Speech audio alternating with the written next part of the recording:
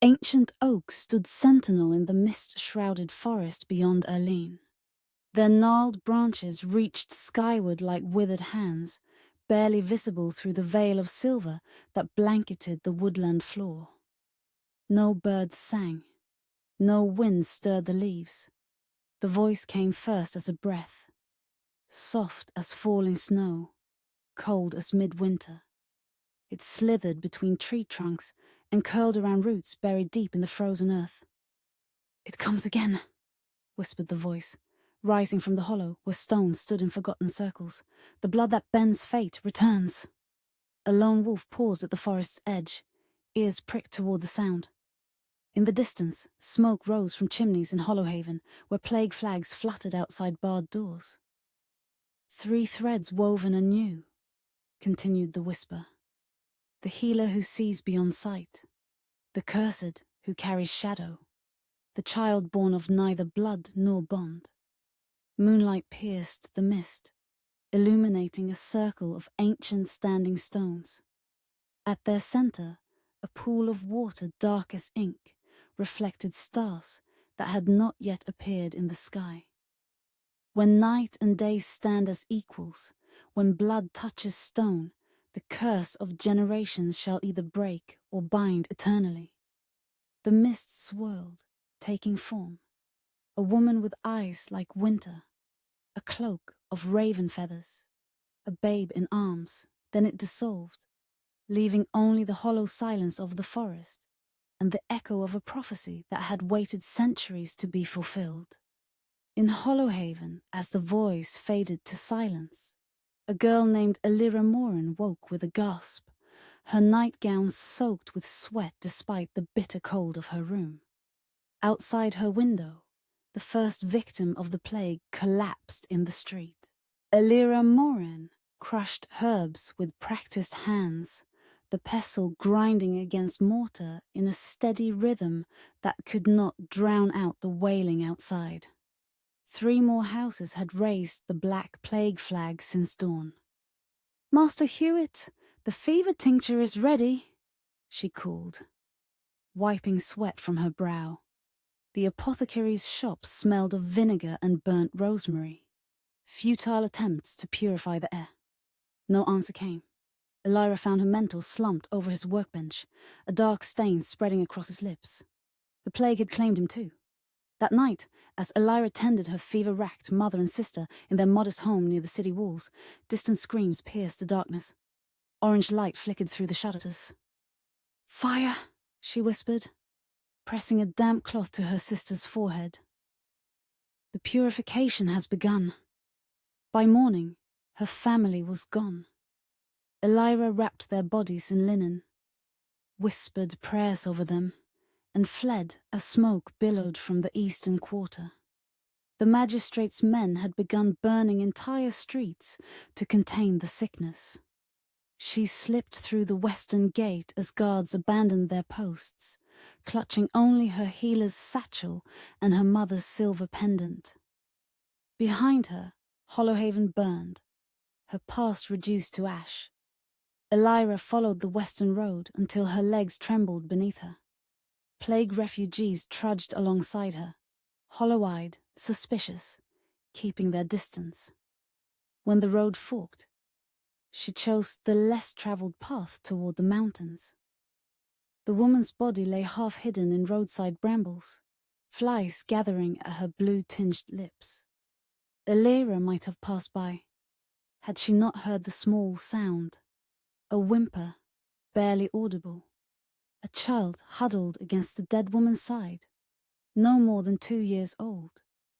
Dark curls framed a dirt-smudged face. The girl stared at Elira with eyes too old for her years. "Hello, little one," Elira whispered, crouching down. "Are you hungry?" The child didn't speak, but reached one tiny hand toward Elira. No plague marks marred the girl's skin. Her mother had died protecting her, pressing her away from her deceased body. "I'm Elira. Can you tell me your name?" The child remained silent. A distant shout from the road. Men's voices, rough with panic and suspicion. "Burn them all!" The sickness travels in their wake. Elira scooped up the silent child, brushing leaves from her tattered dress. We must go, little wren. The child clung to her like a small bird seeking shelter. And the name stuck. 2 days passed as Elira and Wren ventured deeper into the forest. The child remained mute, but followed Elira's every movement with watchful eyes, accepting food and water with solemn nods. We'll find somewhere safe, Elira promised, though she knew not where. Rain began to fall, cold and relentless. They took shelter beneath a hollow oak where Elira built a small fire. The flames illuminated Wren's sleeping face, peaceful despite all she had witnessed. Thunder cracked overhead. Something else reached Elira's ears. A thin, reedy cry carried on the wind. She hesitated, glancing at the sleeping child. The cry came again. "Stay asleep, little one," she whispered, pulling her cloak over Wren. Before stepping into the downpour, she found the bundle nestled between tree roots, half submerged in rainwater. An infant, wrapped in crimson velvet embroidered with silver sigils. The baby's skin was blue-white, its cries weakening. "Gods above!" Elira gasped, scooping up the sodden bundle. This was no peasant's child. The cloth alone could feed a family for months. The infant, a girl, could not have been more than days old. As Elira carried her back to their shelter, the baby's eyes opened, startling violet blue, fixing on Elira's face with uncanny focus. "Ceres," Elira whispered, the name appearing in her mind unbidden. "Who abandoned you here, little noble?" Dawn broke over the forest. Elira had not slept, alternating between warming the infant against her chest and tending the fire. Wren watched silently, occasionally touching the baby's cheek with careful fingers. "We need milk," Elira murmured, feeding Ceres the last drops of sugar water from her healer's supplies. "And shelter. Real shelter." A twig snapped in the forest. Elira tensed, drawing both children closer. He emerged from between the trees like a shadow-given form, tall, broad-shouldered, dressed in black.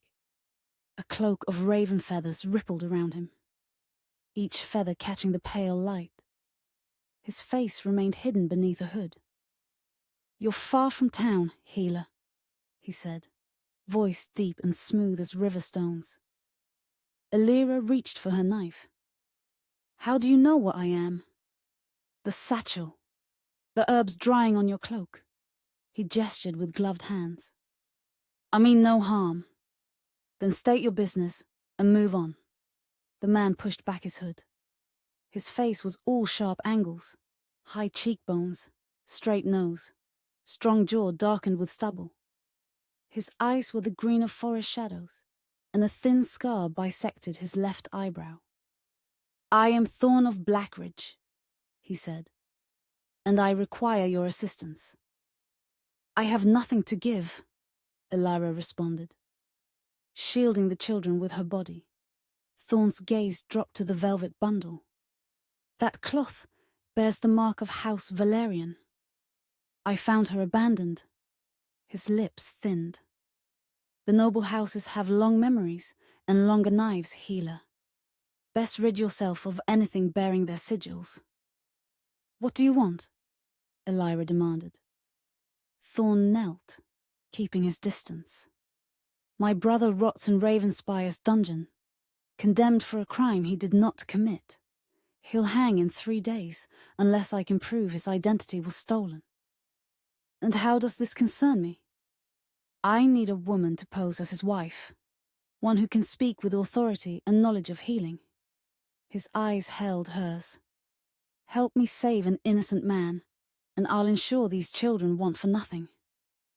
Elira clutched Ceres tighter. "You asked me to lie to nobles?" "I ask you to prevent an injustice." He gestured to their meager camp. "What future awaits you here?" The forest will claim you all before winter. Thunder rumbled in the distance. Wren pressed against Elira's side as rain began to fall once more. 3 days, Thorn said. Then you're free to go wherever you wish, with payment enough to start anew. Elira looked at Wren's solemn face, then down at Ceres, whose life hung by the thinnest thread. I need milk for the infant, she said finally. And proper shelter tonight. A hint of a smile touched Thorn's lips. Then we have an agreement, healer? We have nothing of the sort, Elira replied sharply. But I will hear more as we walk. She gathered her meager belongings, wondering if she had just made a pact with a demon or found their salvation. Part 2. Masks and Mercy. Stand straighter, eyes level. A noble wife never apologizes with her posture. Elira adjusted her stance as Thorn circled her, assessing. They had taken refuge in an abandoned forester's cottage where Thorn had procured goat's milk for Ceres and fresh clothes for them all. The noble dress he'd brought pinched Elira's waist and weighed on her shoulders like armor. Lady Elira of Dustford, Thorn repeated. Daughter of Lord Vernon Cade, married to Aldrich of Blackridge in the summer of last year. How am I to remember all this? Elira demanded, struggling with the unfamiliar weight of her hair piled atop her head. Nobles, marriages, alliances, this is madness. It's survival, Thorn corrected. He lifted a pendant from a velvet pouch, silver filigree surrounding a blood-red stone. This bears the seal of Duskford. It will support your claim. And if they recognize it as stolen, it isn't stolen. It belonged to my mother. Elira stilled. Your mother was of Dustford? Thorn's expression hardened. Focus on your role, healer. Aldrich languishes while we delay. From her makeshift cradle of blankets, Ceres began to cry.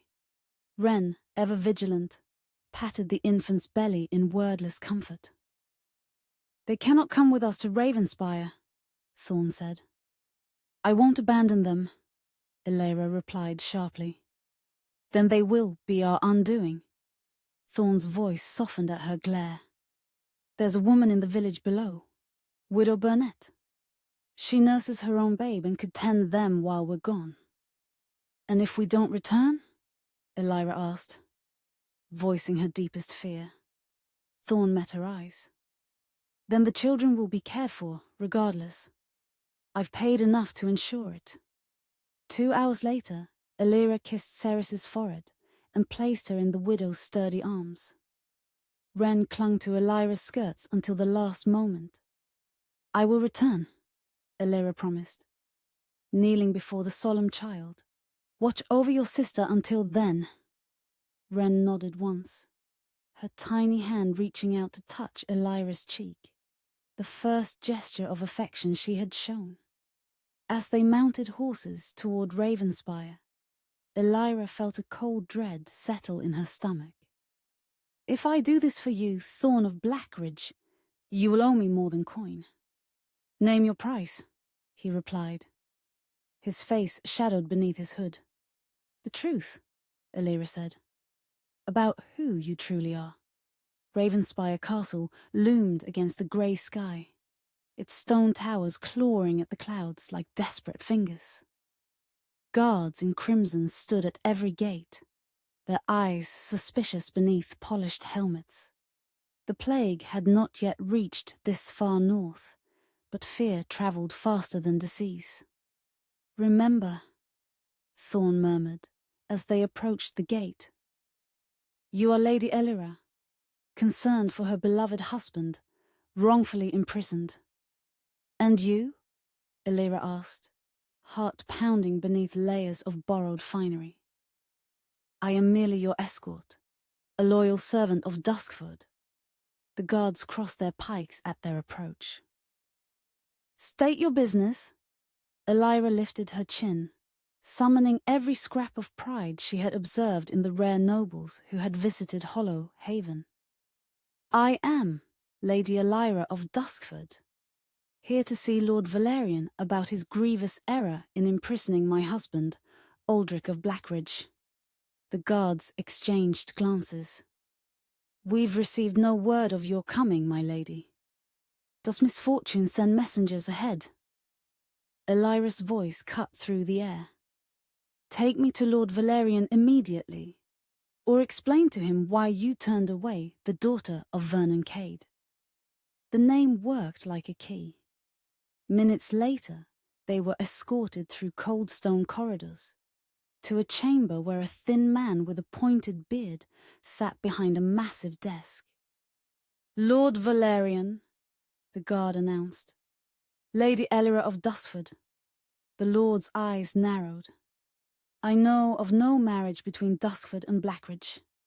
Elira felt sweat gather at her temples. Then your information is woefully lacking, my lord. Our union was blessed last summer. And yet Aldrich claimed no wife when he stole Valerian gold. My husband stole nothing, Elira replied, her hand touching the pendant at her throat. The man you hold is victim of a false accusation. Lord Valerian's eyes fixed on the pendant. That stone. The Duskford ruby, Thorn interjected smoothly. Given to Lady Elira upon her betrothal. A moment of silence stretched between them. Elira felt her mask slipping. I demand to see my husband, she stated firmly. Lord Valerian studied her face with cold calculation. Very well. If this man is truly your husband, you'll recognize him among others. The dungeon air reeked of despair. Lord Valerian led them to a chamber where 3 men stood with their backs to the door, each dressed identically in prisoner's garb. Identify your husband, Lady Elira, Lord Valerian commanded. Panic seized Elira's throat. Thorn had never described his brother. She stared at the 3 backs, identical in their misery. A flicker of movement. The middle prisoner flexed his hands. On his right wrist, just visible beneath his sleeve, 3 small marks like stars. That one, Elira said confidently. Pointing to the middle man, he bears the constellation mark of our wedding night. The prisoner turned, his face a haggard mirror of thorns. His eyes widened in shock when he saw her, but he mastered himself quickly. My wife, he said hoarsely. You came. Lord Valerian's lips thinned to a bloodless line. It seems I've been misinformed about the accused. Within the hour, Aldrich of Blackridge was released to his wife's custody. They departed Ravenspire as dark clouds gathered overhead. None of them spoke until the castle disappeared from view. You risked everything for me, brother, Aldrich finally said, his voice rough with emotion. As you would for me, Thorn replied. Elira felt their shared glance, like a door closing in her face. The constellation mark was fortunate guesswork. Not fortune, Thorn said quietly. Our family bears that mark from birth. That night they sheltered in a wayside inn. Elira had just settled into her room when shouts erupted from the courtyard. She rushed to the window to see soldiers in Valerian colours. They followed us, she gasped. Thorn appeared at her door, his face grim. Aldrich is already gone. We must separate. They'll be looking for a couple.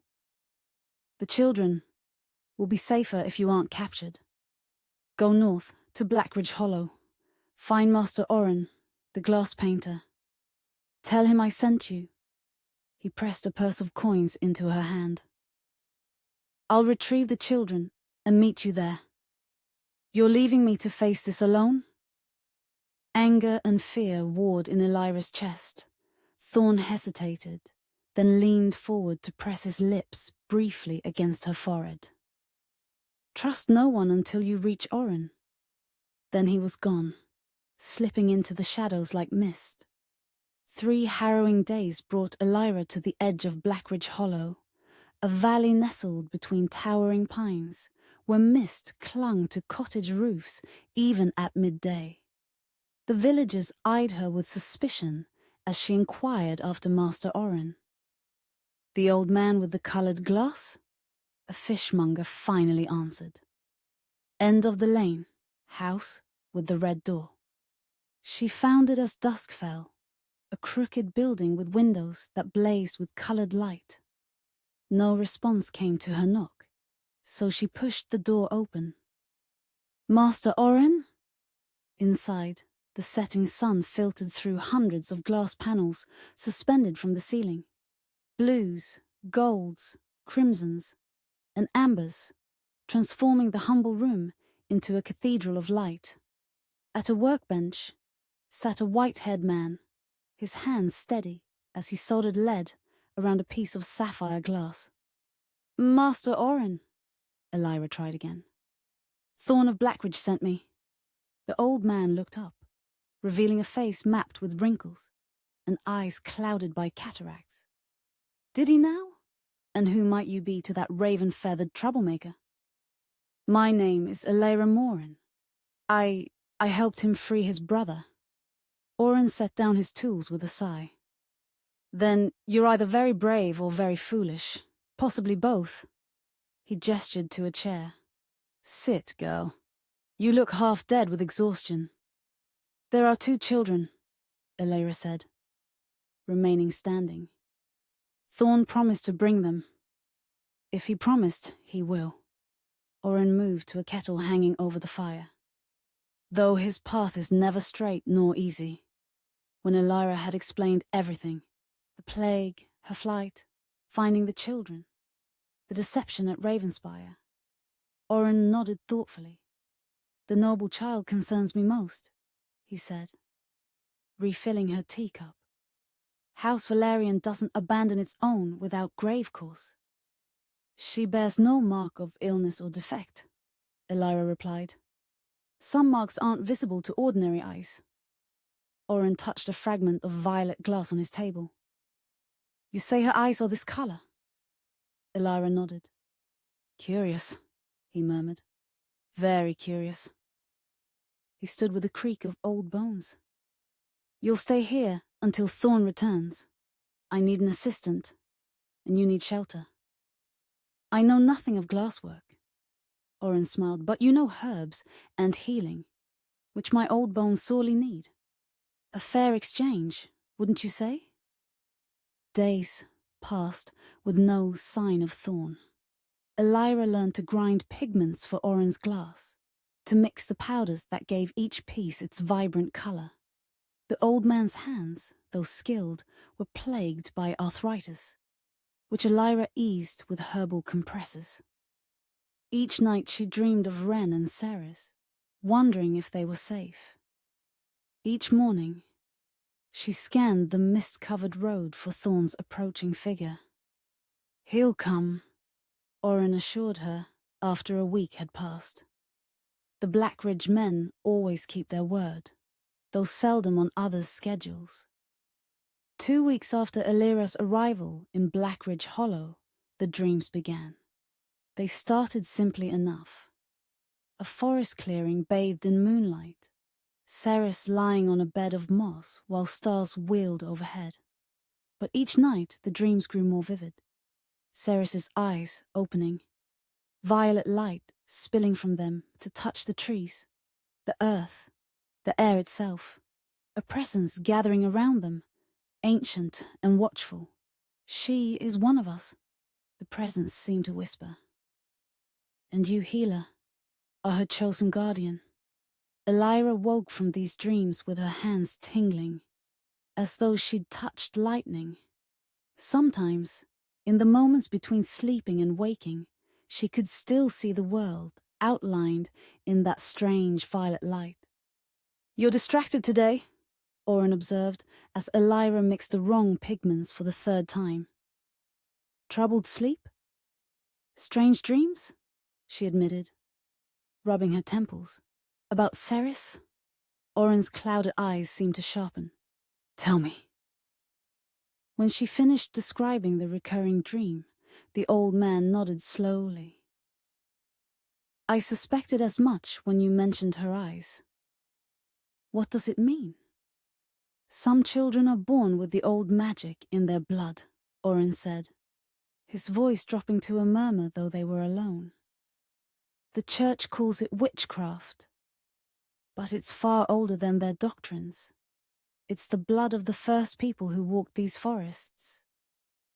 Ceres is just an infant, Elira protested. And yet she calls to you across the Vale of Dreams. Oren selected a piece of violet glass, holding it to the light. Such children are rare now. Rarer still are those who protect them. A knock at the door interrupted them. Elira's heart leapt to her throat. But it wasn't Thorn who stood on the threshold. A woman clutched a wailing child to her breast, her face ashen with fear. "Master Oren," she gasped. "My son, the fever takes him. The herb wife says it's too late, but I heard you have a healer." Elira was already gathering her satchel. "Take me to him." The boy lay burning with fever in a cottage at the village edge. His small body convulsed as Elira knelt beside him. She worked through the night, applying poultices, brewing teas of willow bark and feverfew, bathing his limbs in cool water. As dawn approached, exhaustion overcame her. Placing her hand on the child's chest, she whispered, "Please, live." Something stirred within her, a warmth that began in her center and flowed down her arm into the boy. For a fleeting moment, she saw his body outlined in violet light, the infection a dark shadow around his lungs. Without conscious thought, Elira drew her fingers through the air above him, as though pulling thread from cloth. The shadow thinned, then dissipated. The boy's eyes opened, clear and aware. "Mama," he called weakly. Elira stared at her hands in wonder and terror. What had she done? When she returned to Oren's house, the old man was waiting.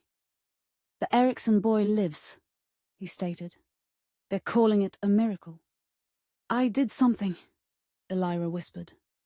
"Something I don't understand." "You channeled the power that calls to you in dreams," Oren replied. "The same power that flows in the veins of that noble infant." "I'm no witch," Elira protested. "No," Oren agreed. "You're something far more valuable. A conduit. A healer who can see beyond ordinary sight." He touched her shoulder gently. "And now you understand why Thorn is taking such care in bringing the children here. Those with gifts must move carefully in these dark times." That night, Elira dreamed again of Ceres. But this time, Thorn stood at the edge of the clearing, his cloak of raven feathers stirring in a wind she couldn't feel. "Soon," he seemed to say, though his lips didn't move. "Keep watch. We come." She woke to the distant howl of wolves from the northern forest, and somehow she knew Thorn was coming, bringing with him both children and a destiny she couldn't yet comprehend. Part 3. Whispers in the Hollow. A month passed with no sign of Thorn.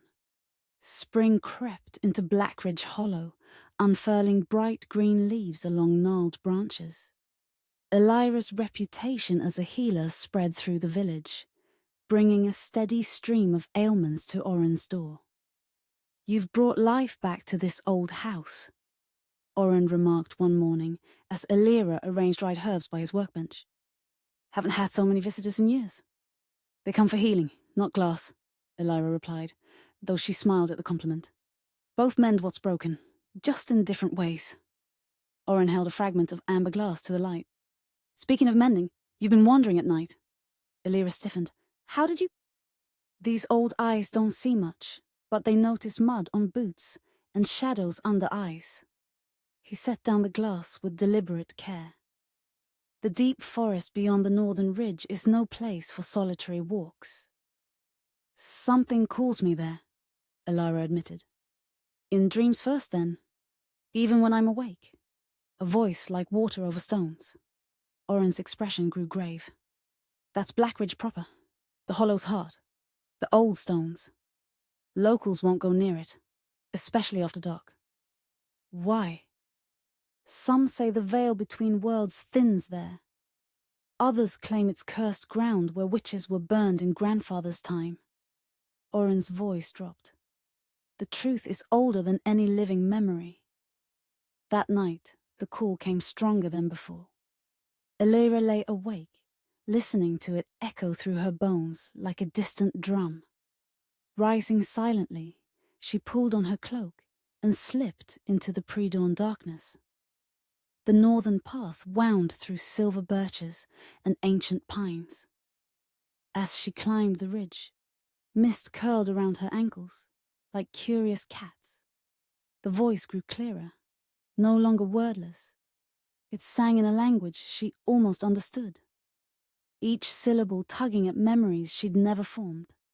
The trees parted, revealing a hollow ringed by standing stones twice the height of a man. At the center lay a pool of water, dark as a starless sky, though it reflected light that wasn't there. The voice emanated from its depths. Healer, it seemed to say. Guardian. Elira approached cautiously, her heart thrumming against her ribs.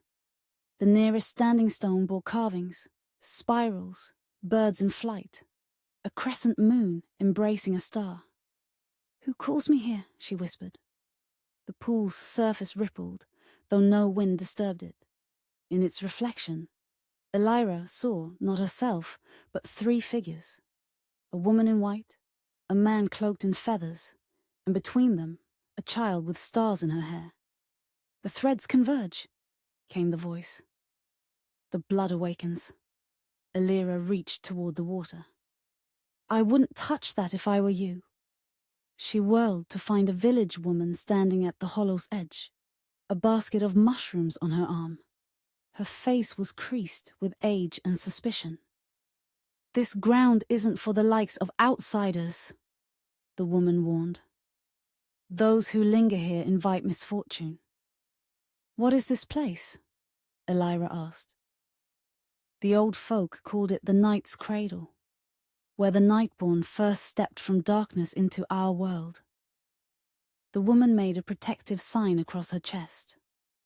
No good comes from their magic. The church burned them for cause. The Nightborn? The woman's eyes narrowed. You'd do well to return to the village, healer, and forget this place. She turned to leave, then paused. And, if you've any wisdom, you'll forget Thorn of Blackridge too. That bloodline brings only sorrow. Elira returned to Oren's house as dawn broke, her mind churning with questions. The old man was already awake, hands steady as he leaded a complex pattern of stars and moons in colored glass. You went to the stones, he stated without looking up. You knew I would, just as I know why that place calls to you. Oren set down his tools with a sigh. The same reason Thorn entrusted you with his brother's freedom. The same reason that noble infant was placed in your path. Which is, some are born to power, others are born to guide it. Oren touched a completed panel hanging nearby. A woman with outstretched hands, light flowing from her fingertips. You're a guide, Elira. A guardian for what's coming. And what is coming? Before Oren could answer, a commotion erupted outside. Shouts. A woman's cry of alarm. Elira rushed to the door. Through the morning mist came a lone figure, cloak billowing behind him like wings. In one arm, he carried a bundle wrapped in blue. With his free hand, he led a small child, who struggled to match his urgent pace. Thorn! Elira whispered, her heart leaping to her throat. They're close behind, Thorn gasped as Elira ushered him inside. His face was gaunt with exhaustion, a fresh cut slicing across his cheekbone. Valerian soldiers. We were tracked from the widow's house. Ren broke free of his grip and flung herself at Elira, small arms locking around her waist with surprising strength. The child trembled like a leaf in autumn wind, her face buried against Elira's skirts. "You're safe now," Elira soothed, stroking Ren's dark curls. Her eyes never left Thorn, who gently placed his other burden on Oren's workbench. Ceres had grown in the weeks since Elira had seen her. Her face had filled out, losing the fragile hollowness of abandonment. When her eyes opened, those startling violet eyes, recognition seemed to flash in their depths. "She knew me?" Thorn said quietly, watching Elira lift the infant. "When I came for them, she looked at me as though she'd been waiting." "The Valerian soldiers," Oren interrupted, securing the door. "How many?" "6, maybe more. They'll search every house in the village." Thorn shed his raven cloak, revealing a sword belted at his waist. "We need to reach the old hollow before they find us." "Blackridge?" Elira's pulse quickened. "The villagers say it's cursed ground." "To them, perhaps." Thorn's eyes darkened. "To my blood, it's sanctuary." Oren moved with surprising speed for his age, gathering supplies into a weathered pack. "Take the eastern path behind my workshop. It's overgrown, but it leads to the hollow. I'll delay any who come searching." "You can't stay," Thorn protested. "They know of your connection to my family." "This old man has faced worse than soldiers," Oren replied with a grim smile. "Besides, my time in Blackridge is ending. I've seen what I needed to see." His clouded eyes found Elira's. "Remember what I told you about guiding power? That time comes sooner than I thought." They left through the workshop's rear door as the first shouts of searching soldiers reached the village square.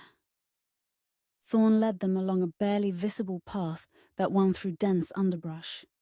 Ren's hand clutched firmly in his, while Elira carried Ceres. "The hollow is a half-day's journey if we make good time," Thorn said, voice low. "There's a structure there. Old, but sound enough for shelter." "What aren't you telling me?" Elira demanded, shifting Ceres to her other arm. "About Blackridge? About yourself?" Thorn paused, looking back at her with an expression she couldn't read. "Everything I've kept from you was to protect you, Elira. I'm tired of being protected from the truth." His jaw tightened. "Then I'll give you truth once we're safe. All of it." They traveled in tense silence, stopping only when Ceres needed feeding or Ren's small legs required rest.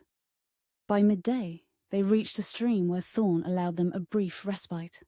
As Elira helped Ren drink from cupped hands, Thorn knelt beside her. "I never thanked you," he said quietly, "for saving Aldrich." "Where is he now?" "Safe, across the northern border." Thorn's expression softened. "He asked about you, the brave healer who claimed him as husband." A flush crept up Elira's neck. "I simply played the part you needed." "You did more than that." His hand moved, hesitant, then settled over hers. "You risked everything for strangers." "Not strangers now," Elira replied, glancing at Ren and Ceres. "Though I still know precious little about the man who bound our fates together." A shout echoed through the trees, distant but clear. Thorn was on his feet instantly, hand on his sword hilt. "They found our trail." He scooped up Ren, who went to him without protest. "We must reach the hollow before nightfall." They abandoned the path, cutting directly through the forest's heart. Brambles tore at their clothes. Hidden roots threatened to trip them with every step. The forest grew denser, darker, the trees more ancient. Whispers seemed to follow their passage, not human voices, but something older, watching from between weathered trunks. As dusk approached, they crested a ridge. Below stretched the hollow Elira had visited in her nighttime wandering, the ring of standing stones, the dark pool at its center. But now she saw what moonlight had hidden.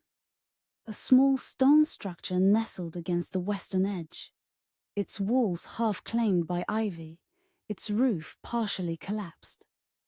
"The keeper's dwelling?" Thorn explained, leading them down the slope. "Built when my ancestors first discovered this place." "Your ancestors?" Elira questioned, but Thorn had already moved ahead, his attention focused on securing their sanctuary. The interior of the stone building was surprisingly intact. A single room with a hearth, crude wooden furnishings, and shelves carved directly into the walls. Dust covered everything, but the space was dry and defensible. While Thorn secured the door and checked the perimeter, Elira created a nest of blankets for the children. Wren, exhausted by their flight, fell asleep almost instantly, one small hand curled protectively around Ceres's arm. Darkness fell across the hollow, broken only by the light of their small fire. Outside, the standing stones gleamed faintly, as though reflecting starlight that couldn't penetrate the dense forest canopy. Thorn returned from his patrol, his face grim. "They've lost our trail for now, but they'll continue searching at first light." "Then speak quickly," Elira said, her patience exhausted. "What truth have you been protecting me from?" Thorn stood silhouetted against the fire, his shadow stretching across the stone wall like outstretched wings. For a long moment, he remained silent, his gaze fixed on the sleeping children. "Have you heard of the Nightborn?" he finally asked. "Only whispers," Elira admitted. "The village woman called this place their cradle." "It is." Thorn's voice was tight. "This hollow witnessed their first breath in our world, and nearly their last." He knelt by the hearth, adding wood to the flames. "Once in this land's ancient past, there were those who could bend reality through will alone. They called to powers beyond mortal comprehension, and were answered." "Witchcraft," Elira whispered. "Something older." Thorn shook his head. "The church didn't exist when the Nightborn first walked these forests.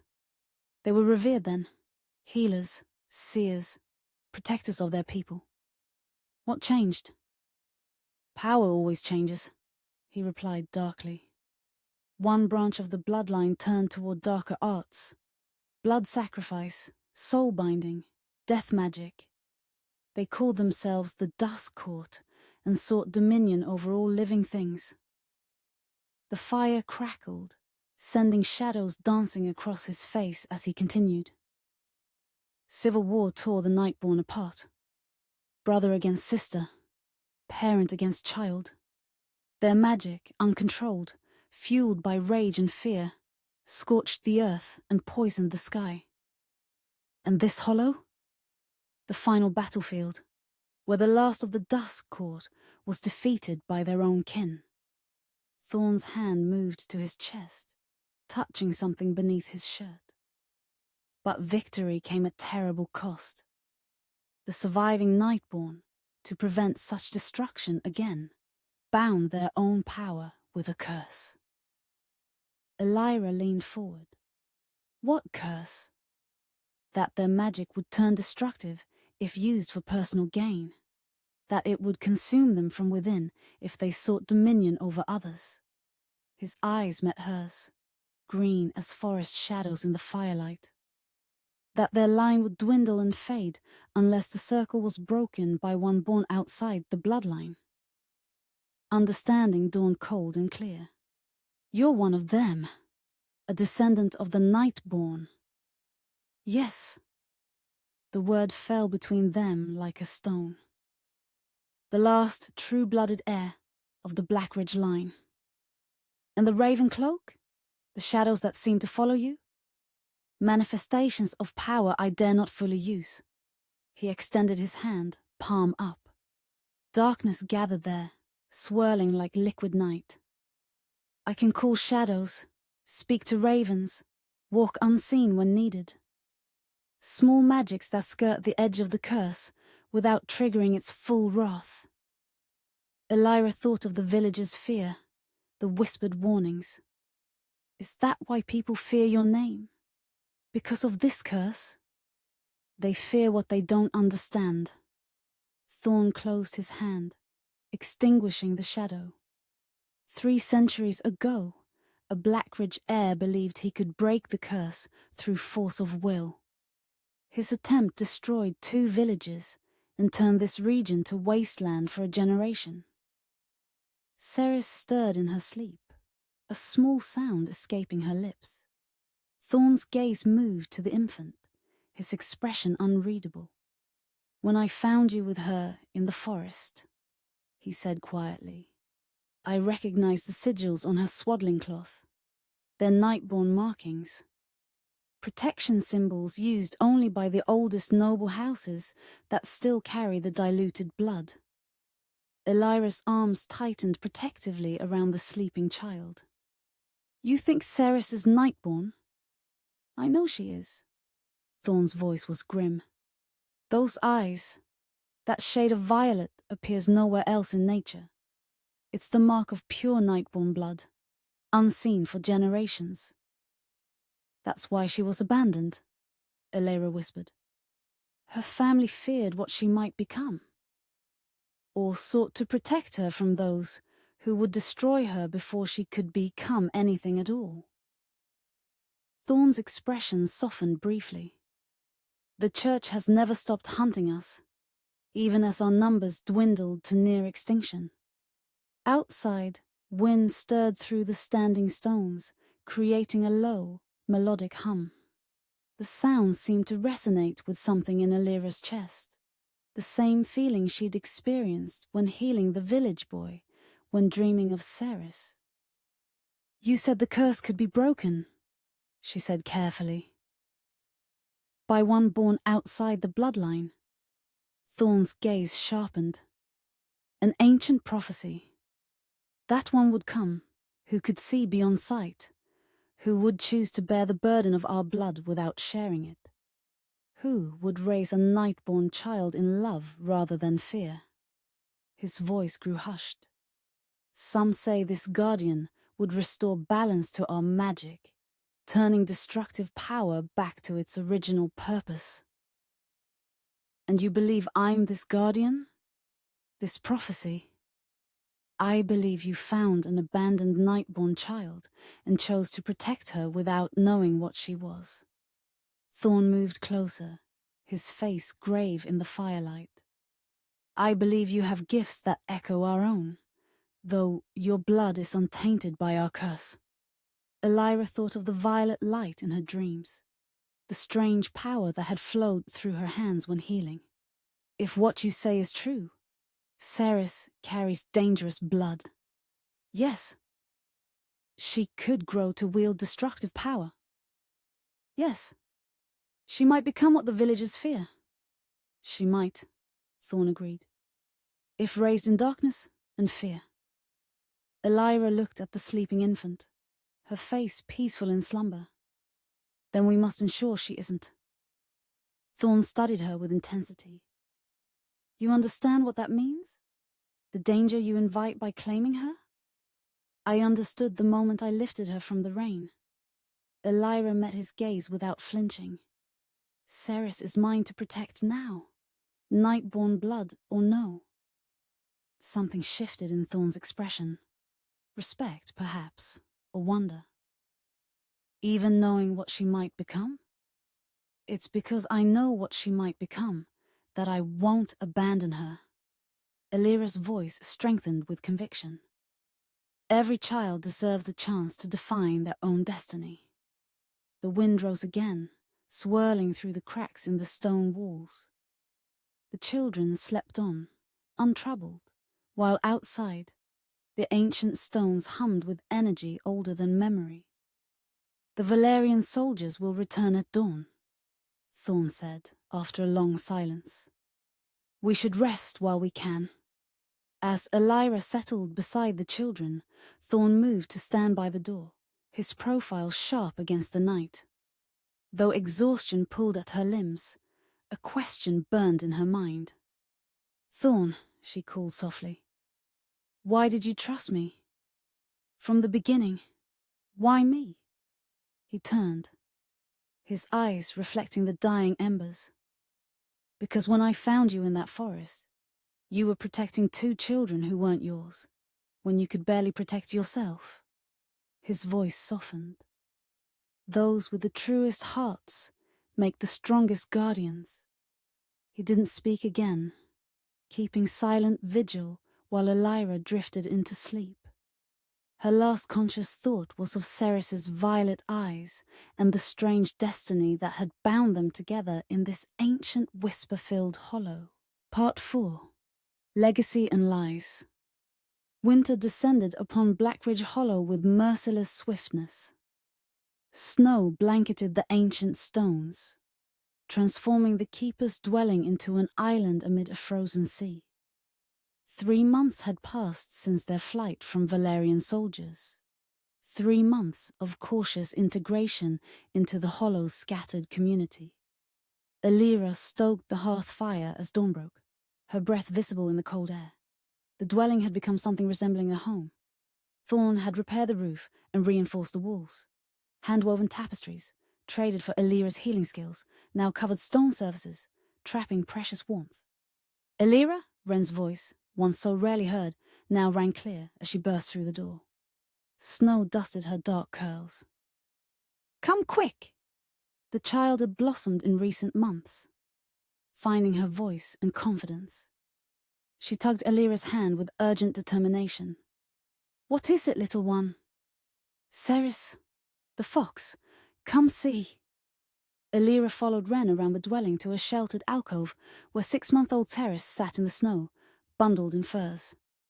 Before her lay a red fox, its paw blackened by frostbite, eyes glazed with pain. "Stars above," Elira breathed. "Wren, fetch Thorn." But Wren shook her head, pointing. "Watch." Ceres's chubby hands reached for the injured fox with innocent curiosity. The animal, remarkably, didn't flinch away. As the infant's fingers brushed its damaged paw, a soft violet glow emanated from the point of contact. Elira stood transfixed as the blackened flesh regained healthy color. The fox blinked, confusion giving way to alertness. It tested its weight on the healed paw, then regarded Ceres with uncanny intelligence before slipping into the forest. "Not first time," Wren stated matter-of-factly. "Bird yesterday. Broken wing." Ceres laughed, a bubbling sound of pure joy, her violet eyes bright in the winter light. She showed no sign of exhaustion or distress. Whatever power she had channeled seemed as natural to her as breathing. That evening, as the children slept, Elira recounted the incident to Thorn. He'd taken to hunting in the deep forest, bringing back game and occasionally disappearing for days to mislead any who might still search for them. "It's beginning earlier than I expected," he said, his face grave in the firelight. "The power usually manifests at adolescence, not infancy." "Is that dangerous?" Elira asked, glancing toward the sleeping children. "Not to her." Thorn's fingers traced the edge of his cup. "But it makes concealing her nature impossible. The villagers already whisper about the strange-eyed babe." "She healed a wounded creature," Elira pointed out. "Surely that's a sign her magic bends toward good." "The Nightborn's power always begins as restoration before it can turn to destruction." Thorn set down his cup with careful precision. Like a sword that can either defend or slaughter. Then we teach her to defend, Elira insisted. Thorn's eyes met hers, and something in his gaze made her heart quicken. We, he repeated softly. Yes, we. Elira felt heat rise to her cheeks. Unless you plan to disappear again. His hand reached across the table to cover hers. I'm not going anywhere, Elira. That night, Elira woke to Ceres's cries, not the usual fussing of an infant, but sounds of distress. She found the baby thrashing in her blankets. Violet light pulsing beneath her closed eyelids. Ceres, little one, Elira soothed, lifting the child. Wake up, sweetheart. The infant's eyes snapped open, glowing with ethereal light. Her tiny hands clutched Elira's nightdress with surprising strength. What is it? Thorn appeared, alert despite the late hour. Is she ill? Dreaming, I think.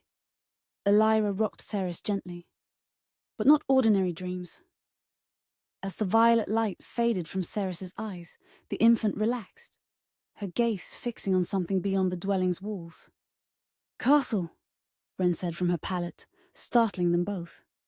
The girl sat upright, watching Ceres with solemn understanding. She sees castle with tall towers, water all around. How could you know that? Elira asked. Wren tapped her temple. I see too, when she dreams. Thorn knelt beside Wren's bed.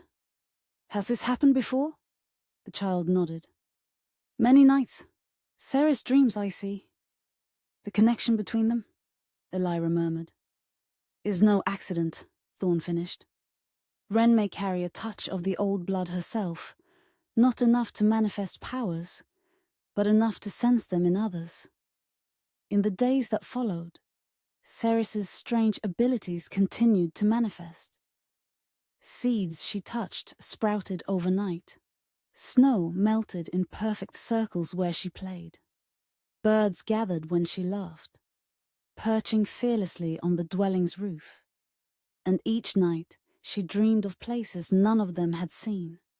Gleaming cities, ships with billowing sails, mountains breathing fire into darkened skies.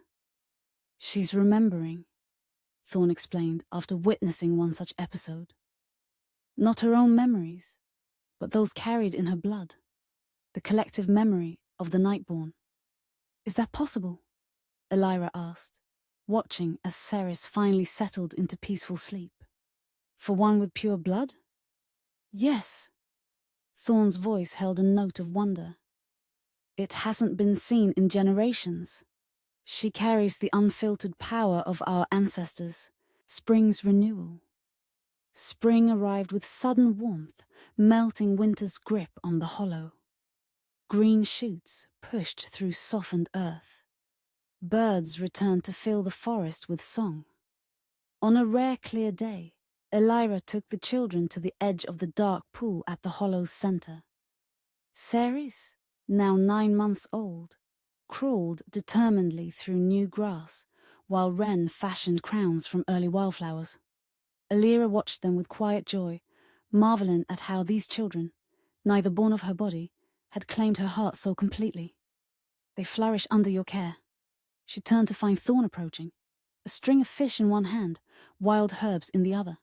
These past months had softened the hard edges of his demeanor. He smiled more often now, especially with the children. As do you, Elira observed. You seem less haunted. Perhaps I am. He settled beside her on a sun-warmed stone. The burden feels lighter when shared. Their relationship had evolved during the winter months. Cautious touches, lingering glances, conversations that stretched into the night. Neither had put words to the changing currents between them, yet both felt their pull. I've been translating the markings on the standing stones, Thorn said, gesturing to the nearest monolith. They tell the history of the Nightborn, but older versions than I was taught. What have you discovered? The original curse wasn't punishment, but protection. He leaned forward, intensity sharpening his features. Our ancestors bound their power not out of shame, but from love, to prevent it from being used for domination. That changes how you see yourself, Elira noted. It changes everything. Thorn watched as Caris pulled herself upright against a small boulder, violet eyes wide with concentration. Especially what I understand about breaking the curse. A tingle of anticipation ran down Elira's spine. Tell me. The texts speak of one born of choice, not blood, who would reforge the broken circle. His eyes met hers. I always thought it meant a knight-born choosing a different path. Now I believe it means someone who chooses to accept the knight-born, despite not sharing their blood. Elira's heart quickened. Someone like me? Someone exactly like you. Thorn's voice softened. You chose Ceres without knowing what she was. You continue to choose her, knowing the danger she might represent. Any mother would protect her child. But she isn't yours by birth. That's what makes your choice powerful. It's made freely, with open eyes. Thorn's hand found hers, fingers intertwining. The curse twisted our magic because it was used to control others. Perhaps love freely given is what restores its true purpose. A sudden splash drew their attention. Ceres had reached the pool's edge, her small hand touching its dark surface. Where her fingers met water, light bloomed. Not violet this time, but gold. Ripples spread outward, carrying the light to the pool's far shores. Elira started forward, but Thorn held her back. Wait, he whispered. Watch. The golden light reached the standing stones, running up their surfaces like living fire. Ancient markings illuminated one by one, revealing patterns invisible to ordinary sight. Constellations, faces of the moon, figures dancing in endless circles. The circle reforming. Thorn breathed in wonder. Ren approached Caris, kneeling beside her at the water's edge. Without hesitation, she placed her small hand beside the infant's.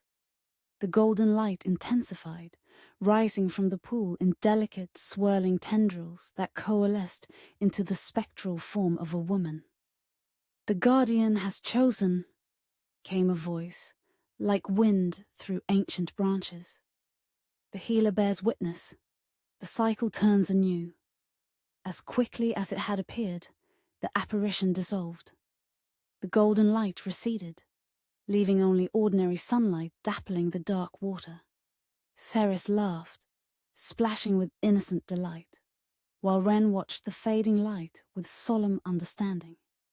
That night, as the children slept deeply after their extraordinary day, Elira and Thorn sat before the hearth, shoulders touching. What happened today? Elira began, struggling to find words adequate to the experience. Confirmation, Thorn supplied, that you are indeed the one spoken of in prophecy, the guardian who chooses freely. I'm just a simple healer, she protested, who sees beyond ordinary sight, who heals with more than herbs. His fingers traced the line of her jaw. Who loves children, not of her blood, as fiercely as any mother. And you? Elira asked, her voice barely above a whisper. What are you in this prophecy? The last of the old blood, the one who brings the guardian to the hollow. His eyes reflected firelight and something deeper. The one who falls in love with her. The words hung between them, charged with possibility.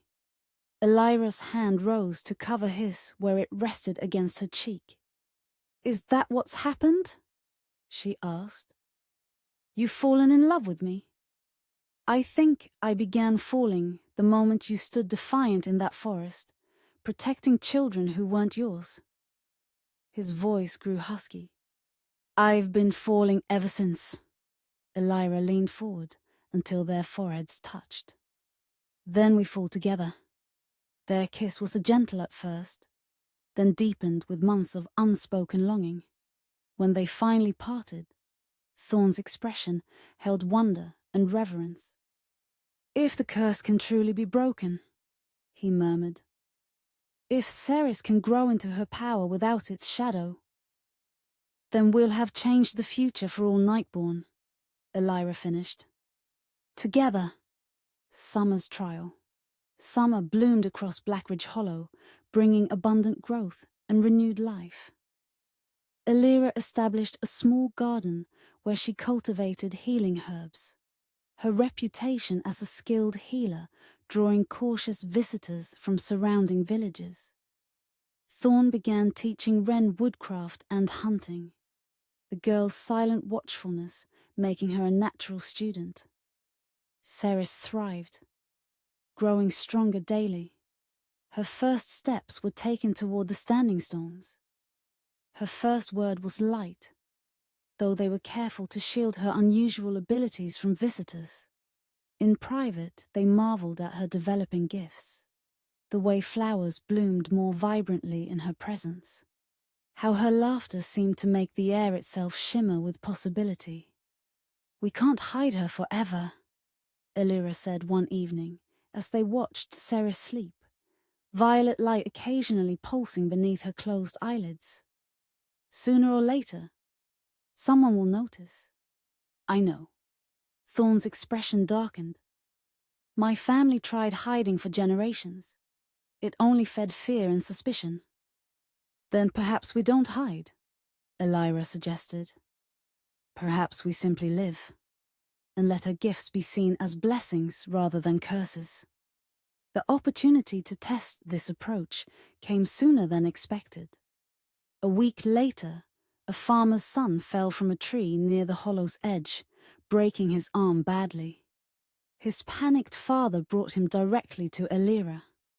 As she prepared her herbs and bandages, Ceres toddled to the injured boy, her small face serious with purpose. Before Elira could intervene, the child had placed her tiny hands on the boy's arm. No, sweetie, Elira began, reaching for her, but already a soft violet glow emanated from Ceres's fingers. The boy's pained expression gave way to wonder as the broken bone realigned beneath his skin. What manner of healing is this? The farmer whispered, eyes wide. Elira met Thorn's alarmed gaze across the room. A gift, she said carefully. A blessed gift. The farmer and his son left with profuse thanks and wide-eyed wonder. Elira hoped they would speak of the miracle with gratitude rather than fear. Her hope proved short-lived. 3 days later, Wren burst into the dwelling, her usual composure shattered. People coming? She gasped. Many people, with torches. Thorn was on his feet instantly. Moving to the window, in the distance, a procession wound its way up the hollow's path. Villagers led by a tall figure in dark robes. Father Severin, he growled. The church's most zealous witch hunter. How did he find us? Elira clutched Ceres to her chest. The farmer's boy. His healing was too public, too miraculous. Thorn's expression hardened. Gather only what you can carry. We must flee. But as they prepared to escape through the forest, Wren shook her head vehemently. No running, she insisted. No more hiding. Elira knelt before the child. Wren, these people mean us harm. Because they're afraid. Wren's gaze held wisdom beyond her years. Ceres shows them no reason for fear. Before they could respond, a commanding voice rang out from beyond their walls. Inhabitants of this cursed dwelling, I am Father Severin, servant of the Holy Light. Come forth and submit to cleansing. Thorn's hand moved to his sword. Take the children through the back. No. Elira straightened, decision crystallizing in her mind. Ren is right. We can't keep running. They'll burn us all, Thorn argued, desperation edging his voice. Not if they see the truth. Elira handed Ceres to him. Protect them if this fails. But first, let me try. Before he could object further, Elira stepped outside. The crowd, perhaps 20 villagers, faltered at her appearance. At their head stood Father Severin, a gaunt man with burning eyes, and a silver symbol of the church hanging from his neck. There she is, a voice called. The witch who heals with unholy light. I am Elira Morin, she stated clearly, her voice carrying across the clearing. A healer, not a witch. Father Severin stepped forward, his black robes billowing in the summer breeze. You harbor evil in this hollow woman. Unnatural power that corrupts the natural order. I harbor children, Elira replied steadily. And a gift of healing that has harmed no one. The farmer's boy speaks of hands that glow with violet fire. The priest countered. Such power comes only from darkness. A murmur ran through the crowd. Several villagers clutched protective charms. Others fingered the torches they carried with nervous anticipation. Would darkness heal a broken bone? Elira challenged. Would evil save a child from pain? Deception takes many forms. Father Severin raised his arms dramatically. The ancient evil of the Nightborn seeks to return through innocent vessels. The child must be cleansed before corruption spreads. The door opened behind Elira. Thorn emerged. Ceres in his arms and Ren at his side. This hollow has known enough bloodshed, he stated, his voice resonant with authority. Leave us in peace. Father Severin's eyes widened in recognition. The last of the cursed bloodline returns. His voice rose to address the crowd. See how the prophecies unfold. The Nightborn seeks to rise again. The prophecies speak of healing, not harm, Elira countered. Of balance restored, not power seized. Lies, spat the priest. The Nightborn bring only destruction. As tension mounted, Ceres began to cry, a sound of distress that pierced the summer air. Her small body trembled in Thorn's arms, violet light pulsing beneath her skin. See the unholy fire! Father Severin pointed accusingly. The mark of corruption! Several villagers advanced, torches raised. Thorn pushed Ren behind him, desperation in his eyes. Elira stood her ground, though fear knotted her stomach. Stop! Came a voice from the crowd. The farmer whose son had been healed stepped forward. My boy was crippled. Now he runs and climbs again. If that's evil magic, then I've misunderstood what evil means. You're bewitched, Father Severin hissed. I'm grateful, the farmer corrected. He turned to address his neighbors. How many of us has the healer woman helped? How many fevers broken, wounds mended, births eased? Uncertain murmurs replaced hostile ones. A woman spoke up. She saved my mother when the winter cough took hold. My daughter's fever broke under her care, added another. Father Severin's face contorted with rage. Fools! The witch enchants you with false kindness, while darkness grows in your midst. He strode forward, drawing a silver dagger from his robes. If you lack courage to purge this evil, I shall do God's work myself. As the priest lunged toward Thorn and Ceres, Elira moved without thought, placing herself in the dagger's path. She felt cold metal slice her arm, saw her blood splash against the ground. What happened next would be retold for generations in Blackridge Hollow. Where Elira's blood touched earth, golden light erupted. The same light that had illuminated the pool months earlier. It spread in concentric circles, touching the feet of every villager present, climbing the ancient standing stones until they glowed like beacons. Above them all, the light coalesced into a vast, ethereal tree whose branches spanned the hollow. Father Severin stumbled backward, his dagger falling from nerveless fingers. "The light responds to her," gasped a villager, "not to the priest." Ceres stretched her small arms toward Elira, violet eyes wide. Where the golden light met her reaching fingers, it turned to purple flame that caused no harm, only illuminated her delighted face. "The guardian bleeds," Wren announced in a clear, carrying voice. "The circle mends." Father Severin recovered his composure, raising his silver church symbol. "Demonic illusions. Stand firm against—" His words died as Thorn stepped forward, Ceres still in his arms. The raven cloak he wore seemed to absorb the golden light, then release it transformed. Not as darkness, but as thousands of tiny stars that swirled around them all. "You speak of cleansing, priest." Thorn's voice echoed with power long suppressed. "But it is not fire that cleanses the Nightborn. It's choice," Elira finished, moving to stand beside him. Blood trickled down her arm, but she felt no pain, only certainty. The choice to protect rather than destroy, to heal rather than harm.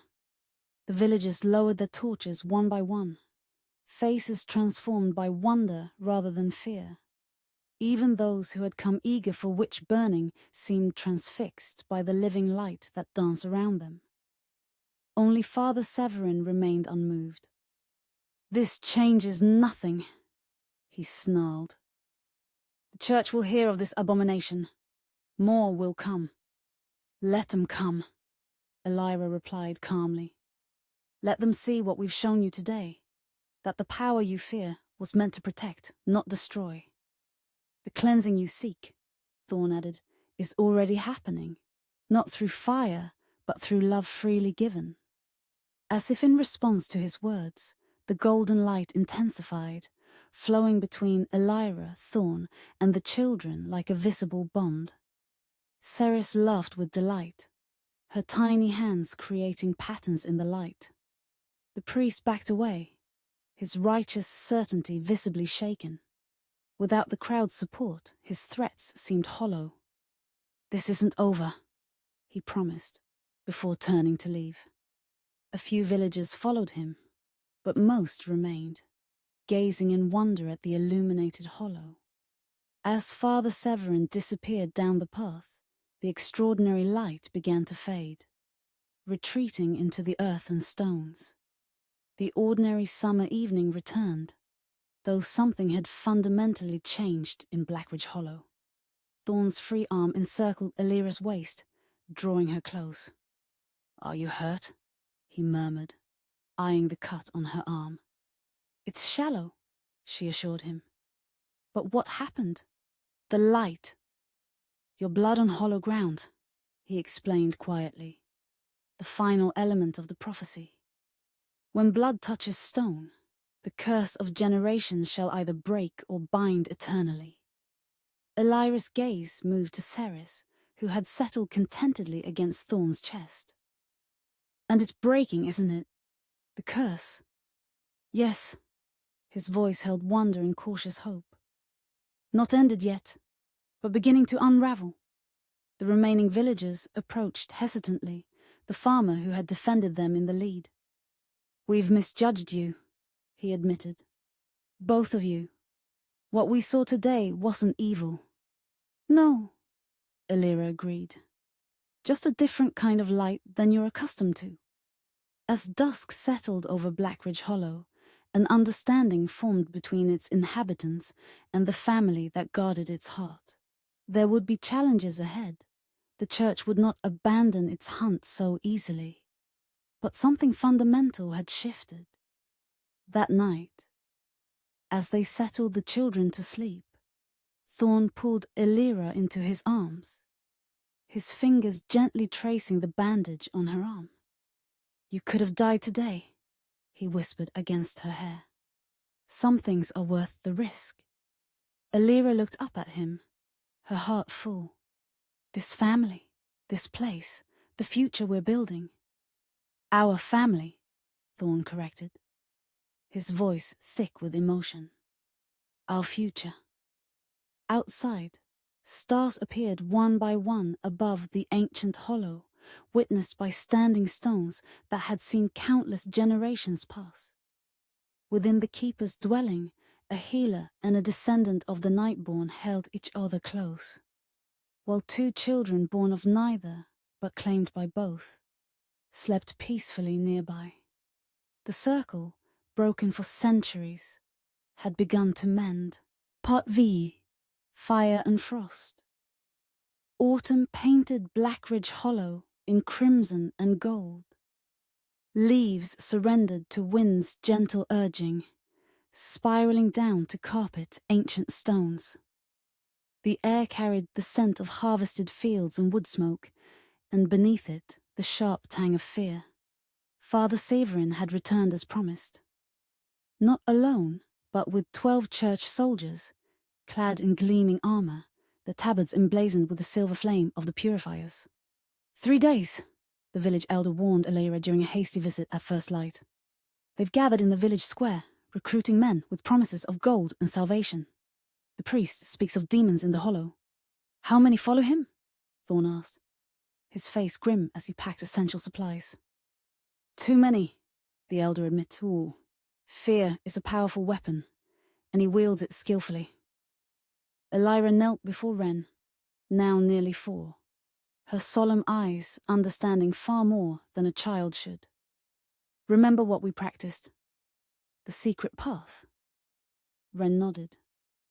"Through Stone Sisters, to Heart of Hollow." Since the confrontation with Father Severin months earlier, they had prepared for this possibility. Escape routes memorized, supplies cached, signals arranged with the few villagers who had become allies. Ceres, now 14 months old, toddled to Elira and placed a small hand on her cheek. "Bad men coming," she stated with uncanny clarity. Her vocabulary had developed with startling speed. Yet another manifestation of her unusual nature. "Yes, little one," Elira confirmed.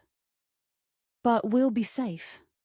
Thorn approached, his raven cloak settling around his shoulders like living darkness. "It's time. They've been spotted on the lower path." They slipped from the dwelling as the first rays of sunrise gilded the hollow. Their destination lay beyond the standing stones, through a narrow ravine that led to the true heart of Blackridge, a place Thorn had spoken of in hushed tones, a sanctuary even he had visited only once before. The first circle, he had called it, where our ancestors first stepped between worlds. Wren carried a small pack, her face set with determination. Thorn bore the heavier supplies, while Elira carried Teres, who watched the forest with alert violet eyes. "They follow," Ceres whispered against Elira's neck as they entered the dense woodland beyond the standing stones. Elira glanced back. Nothing moved among the autumn trees, yet she trusted the child's perception. "Faster," she urged. The ravine appeared as a mere shadow between towering cliff faces, easily overlooked by those unfamiliar with the hollow's secrets. As they squeezed through its narrow entrance, shouts echoed behind them. The hunting party had reached their abandoned dwelling. "They'll find our trail soon enough," Thorn said grimly. "These men hunt witches for the church. They know their craft." The passage wound like a stone serpent, its walls rising higher with each turn. Wren moved with surprising surety, as though she knew the path despite never having travelled it. She feels it, Thorn explained, noticing Elira's questioning glance. The old blood calls to its own, however faint the connection. The ravine widened suddenly, opening into a perfect circular valley sheltered by sheer cliffs on all sides. Unlike the exposed hollow where they had made their home, this hidden place remained untouched by autumn's chill. Green grass carpeted the ground. Flowers bloomed as though perpetually in spring. At the valley's center stood a circle of 13 stones, smaller than those in the outer hollow, but carved with more intricate symbols. Within their circumference lay a pool of water so still it resembled polished obsidian. "The first circle," Thorn breathed, reverent, softening his voice. "Sanctuary, when all else fails." "It's beautiful," Elira whispered, setting Ceres down on legs eager to explore. "And dangerous," Thorn added. "The veil between worlds is thinnest here. We must be cautious." They established camp beneath an overhang in the cliff face, obscured from immediate view. Thorn concealed their tracks while Elira prepared a simple meal. The children settled nearby, Wren teaching Ceres a game with coloured stones collected from the streambed. As dusk approached, Thorn returned from scouting the ravine. His expression confirmed what Elira feared. "They've found the entrance," he reported. 20 men at least, led by the priest. "They've made camp for the night, but they'll enter at dawn." "Can we defend this place?" Elira asked. "Against church soldiers? With 2 small children?" Thorn's jaw tightened. "Even with my abilities, the odds are unfavorable." "Then we convince them," Elira decided. "Show them Ceres's true power. Make them see there's nothing to fear." "Fear isn't rational, Elira." Thorn's voice held centuries of bitter experience. "Men who come with swords and torches aren't seeking understanding." As darkness claimed the hidden valley, they took turns keeping watch. During Elira's vigil, Ceres woke and crawled into her lap, small fingers tracing the healer's pendant that hung around Elira's neck. "Mama sad," the child observed, violet eyes luminous in the moonlight. "Concerned, little one?" Elira corrected gently. "But not without hope."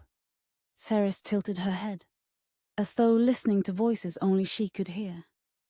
"The stones remember. Before fire, before fear." A chill ran down Elira's spine. "What do they remember, Ceres?" "Balance." The child's expression grew distant. "Light and dark, life and death, all one circle." From her sleeping place, Wren stirred. "She hears them," the older girl murmured drowsily. "The first ones. They're waking." Before Elira could question further, a horn blast echoed through the ravine, harsh, discordant, cutting through the night's silence like a blade. Thorn was instantly alert, sword in hand. "They're coming? Now?" "But it's the middle of the night," Elira protested, gathering Ceres close. "The priest must have convinced them we perform midnight rituals." Thorn's laugh held no humour. "How convenient that darkness hides their faces from each other. Men commit atrocities more readily when they cannot be clearly seen." Flickering torchlight appeared at the ravine's mouth, advancing steadily toward their hidden sanctuary. Dawn was still hours away when the church soldiers breached the first circle, their torches casting malevolent shadows across ancient stones.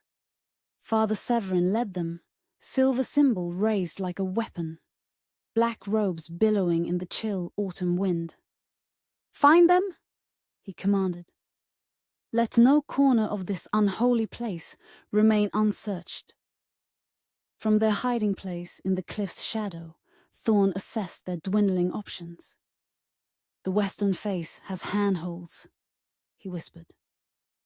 "If I create a diversion, You might escape with the children. And leave you to face them alone? Elira's hand found his in the darkness. We stand together.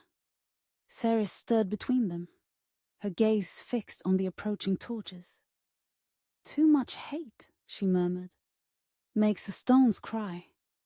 Indeed, a low vibration seemed to emanate from the circle at the valley's center, as though the ancient monoliths trembled with some unseen force. We have to move, Thorn urged. Now. They slipped from their shelter, keeping to deepest shadows. Ren held Elira's hand, silent and alert.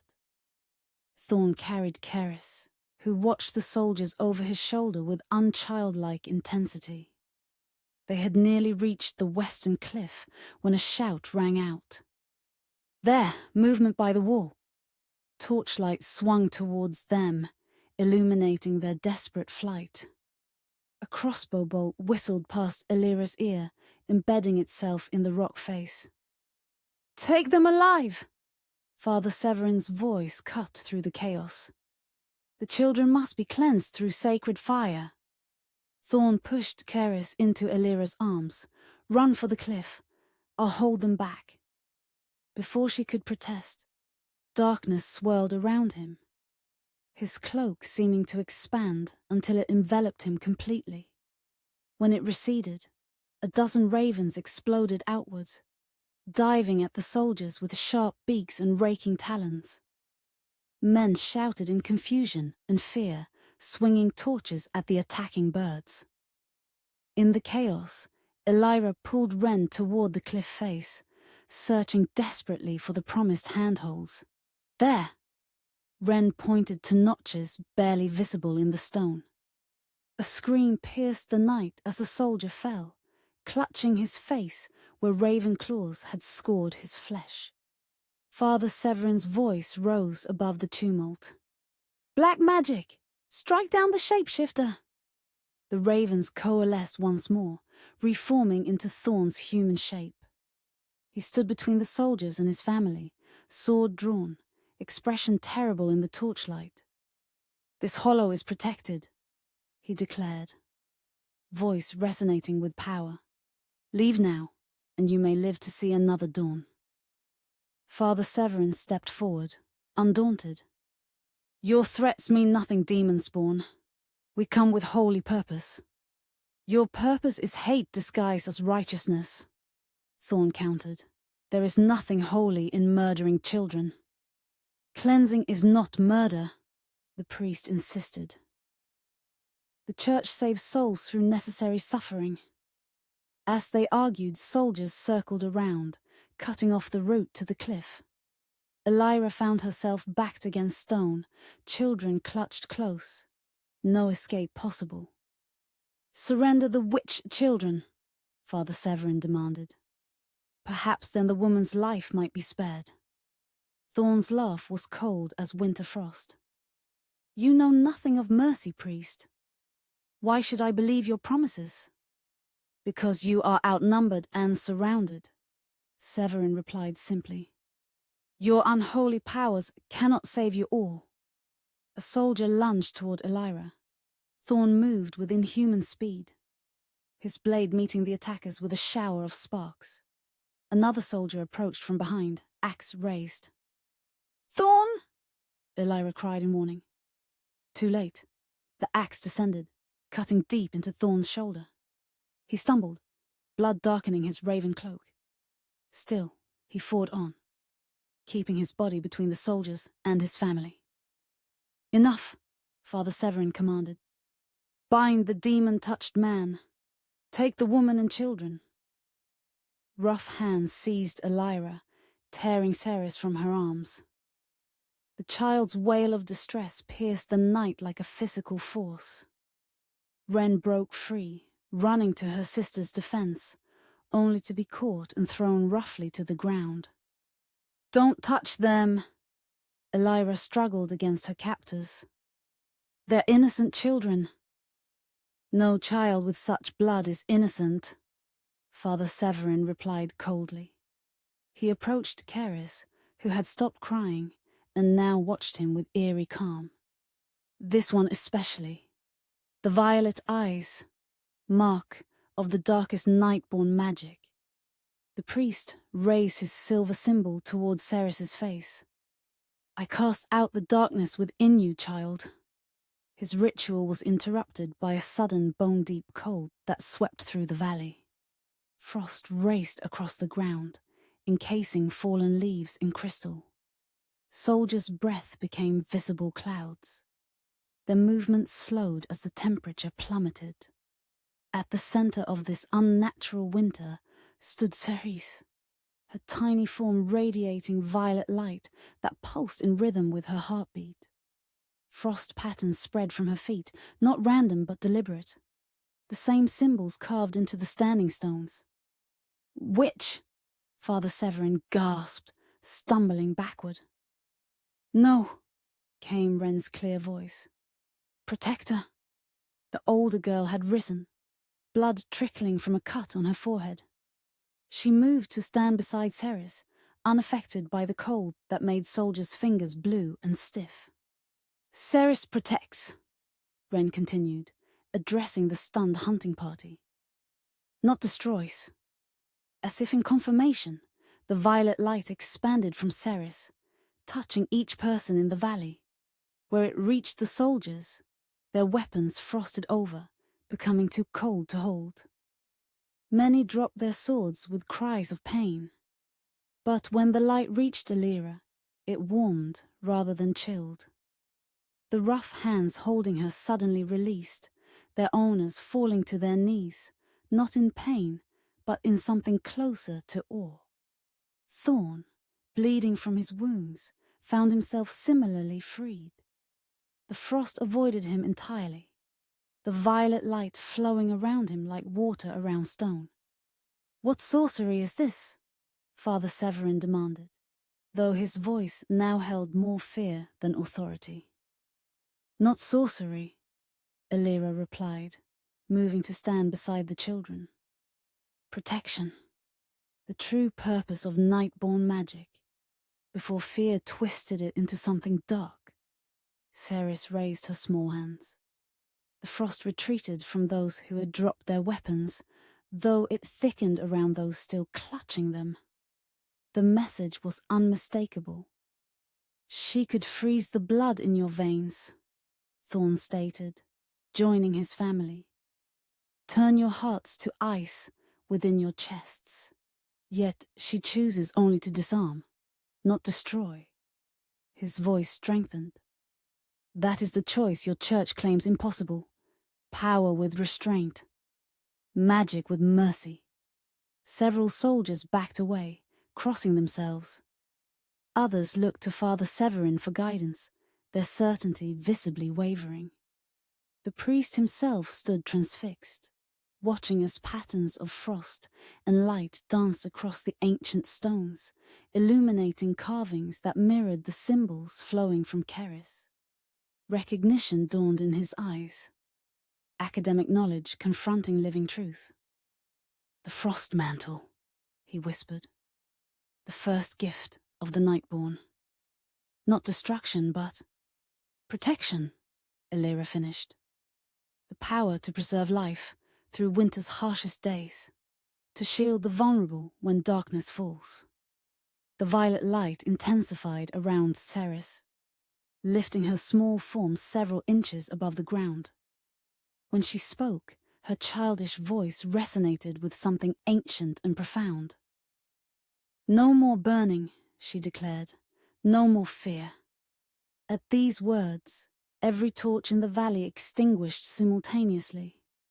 In the sudden darkness, only Ceres's light remained, casting long shadows across astonished faces. One by one, the soldiers knelt, not in worship, but in the instinctive response of men confronted with something beyond their understanding. Even Father Severin lowered his silver symbol, his face transformed by doubt. Gradually, the frost receded. Ceres floated gently back to earth, the violet light fading until she appeared once more an ordinary child, albeit one with extraordinary eyes. In the silence that followed, Thorn spoke. "You came seeking witches to burn. Instead, you found what your church has forgotten. That power itself is neither good nor evil. Only its purpose defines it." "And her purpose?" Father Severin asked, gesturing towards Ceres. "To restore balance," Elira answered. "To heal what was broken generations ago, when fear turned protectors into monsters." Dawn light began to filter into the valley, illuminating the scene. Soldiers kneeling in melting frost, a priest with shaken convictions, and a family standing united at the edge of an ancient stone circle. "Leave this place," Thorn commanded. "Tell your church what you've witnessed. Not destruction, but mercy. Not corruption, but protection freely given." Father Severin studied them for a long moment. "The church will not abandon its crusade so easily." "Perhaps not," Elira conceded. "But you've seen the truth with your own eyes. Can you still condemn what you now understand?" The priest offered no answer, but neither did he renew his accusations. He gestured to his men, who gathered their frost-damaged weapons and turned toward the ravine with visible relief. As the hunting party retreated, Thorn collapsed to one knee, blood loss finally overcoming his strength. Elira was at his side instantly, hands moving to the axe wound in his shoulder. "You need healing," she murmured, tearing strips from her underskirt for bandages. "Not as urgently as we need to discuss what just happened," he replied, watching Ceres with newfound wonder.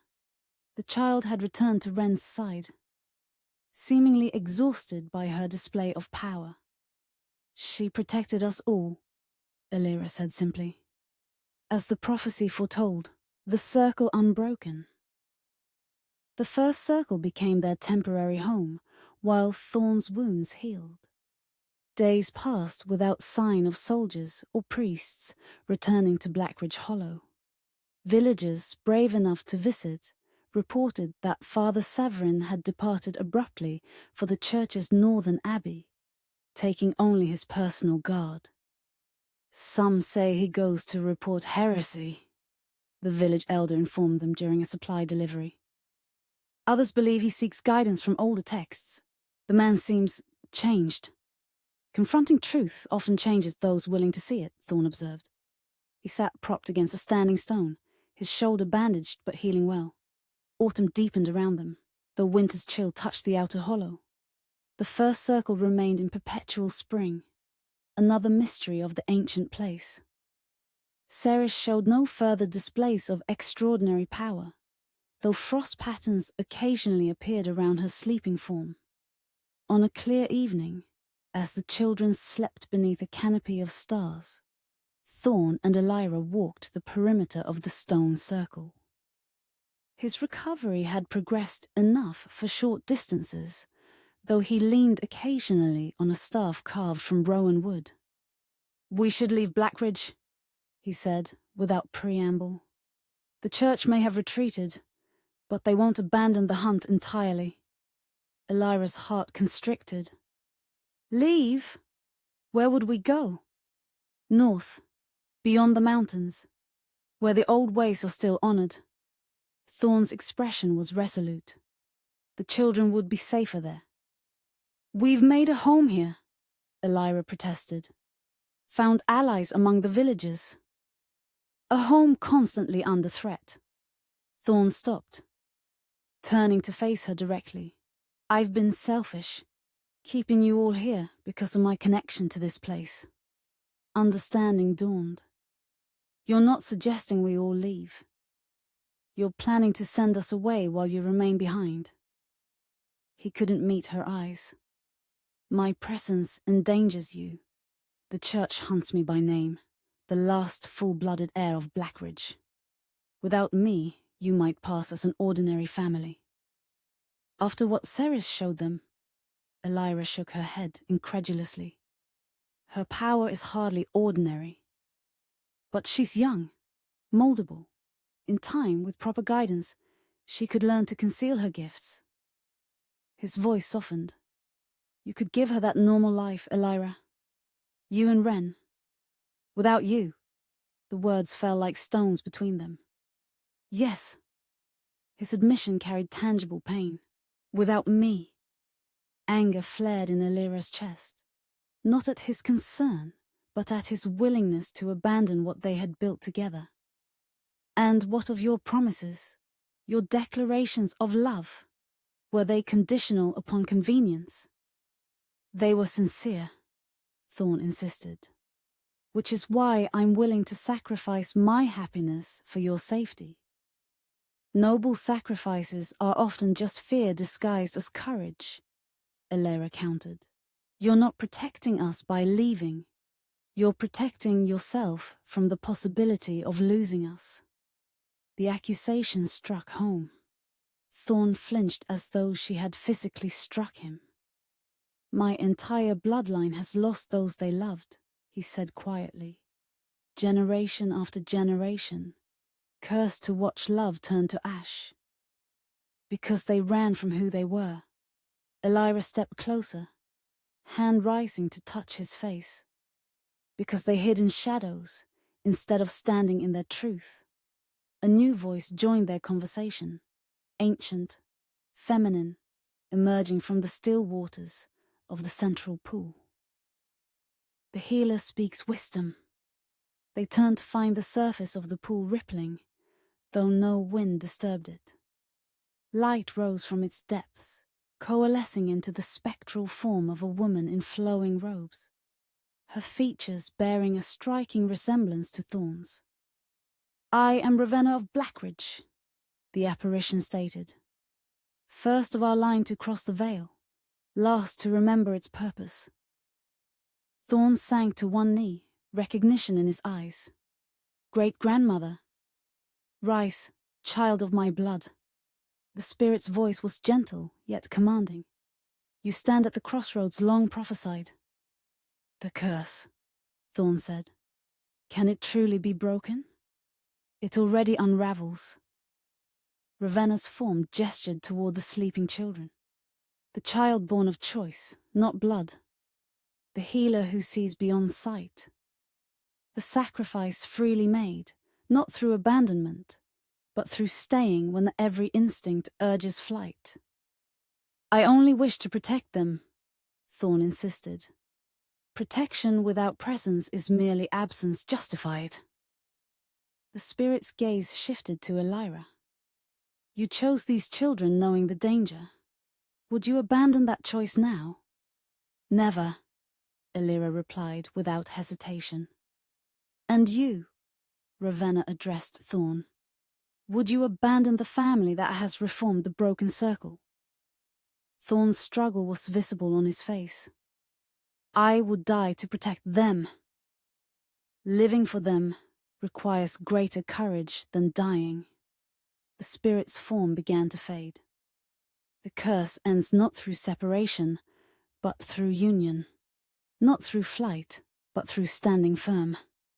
As Ravenna's apparition dissolved back into the pool, a soft cry drew their attention. Ceres had awakened and now toddled towards them, her small face serious in the moonlight. Papa, stay, she stated with the simple certainty of a child. Family together.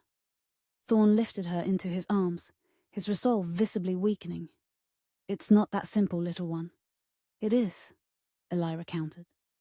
We face what comes together, or not at all. She approached them both, her decision made. I didn't choose this path expecting safety, Thorn. I chose it knowing every step would be uncertain. She touched Ceres's cheek gently. Just as I chose her, knowing nothing of her heritage or power. And if the church returns with greater force? Thorn asked. Then we'll face them with greater wisdom. Elira's gaze was steady. Ceres showed us the true nature of Nightborn magic. Protection, not destruction. Perhaps it's time the world remembered that truth. Ren appeared beside them, as she often did when important matters were discussed. "The stones protect," she stated with conviction. "We stay." Thorn looked between the three of them, the woman who had claimed his heart, the silent child who had found her voice, the infant whose extraordinary power had manifested as mercy rather than vengeance, his family, bound not by blood, but by choice. "Together," he conceded finally, his voice rough with emotion. "But we fortify this place. We prepare for whatever comes, and we start teaching Ceres to understand her gifts." "Agreed," Elira said, relief washing through her. She reached for his hand, finding it already extended towards her. In the moonlight that bathed the first circle, a family stood united. Healer, protector, seer, and child of prophecy. Above them, ravens circled in silent vigil, their wings cutting dark shapes against the star-filled sky. The ancient stones hummed with renewed purpose, the curse of generations beginning to unravel one thread at a time. Not through dramatic sacrifice or noble abandonment, but through the simplest and most powerful magic of all. The choice to remain, to love, to protect, to endure. Together, midwinter, binding midwinter twilight hung between day and night. Neither light nor dark, but something altogether sacred. Snow blanketed Blackridge Hollow, transforming the ancient stones into silent sentinels draped in white. Beneath the oldest oak in the forest, where 13 roots breached earth to form a natural circle, Elira and Thorn stood hand in hand. No priest blessed their union. None was needed where older powers watched. Villagers from Blackridge formed a respectful half-circle, bearing witness. Once fearful faces now showed reverence. Among them stood Father Severin, transformed by his encounter with truth, his church robes exchanged for simpler garments. In equal parts light and shadow, Thorn spoke, his voice carrying in the winter stillness. "I bind my life to yours." He placed a circlet of raven feathers and winter blooms upon Elira's head. The flowers should have withered in winter's grip, yet they remained vibrant with impossible life. "In healing and protection," Elira answered, "I bind my heart to yours." She draped a cloak around his shoulders, not of raven feathers, but woven of undyed wool, embedded with shards of coloured glass. When light struck it, rainbows danced across the snow. 5-year-old Wren stepped forward, solemn as always, bearing 2 silver cups. "Blood and choice," she announced, "stronger than fate." Ceres toddled behind her sister, violet eyes bright with intelligent awareness. At 3 years old, her powers had grown alongside her understanding. Frost patterns formed beneath her feet, not from cold but from joy. After ancient words were spoken and promises exchanged, Elira and Thorn drank from the shared cup. The villagers raised their voices in celebration, their breath creating clouds of silver in the twilight air. As darkness fully claimed the hollow, illuminated only by lanterns and starlight, few noticed the watchers gathering at the forest's edge, spectral forms with ancient eyes, some bearing Thorn's features, others unknown yet familiar. The spirits of Nightborn past, come to witness the breaking of their long curse.